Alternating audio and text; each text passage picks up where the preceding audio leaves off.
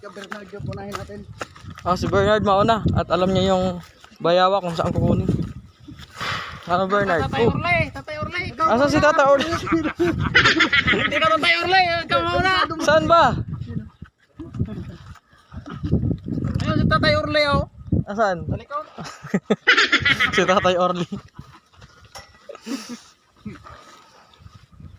Lilitsunin natin yung ano, bayawak putik.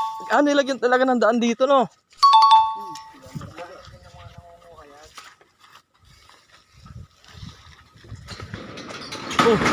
Tatalon dyan? Tayo dyan.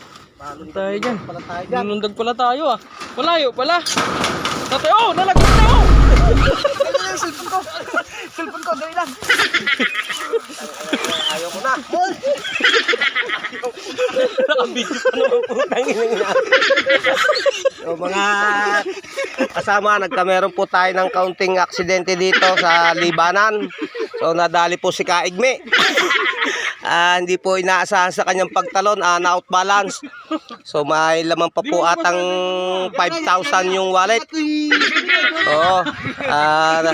Medyo po siya na ano ng kaunti problemado dahil yung laman ng kanyang bulsa ay 5,000. Kapapabali lang po ni Sir Raymond. Kaya na po, unti-unti na po siyang umakyat. Ayan po mga kaibigan, nakakayat na po si Kaigme.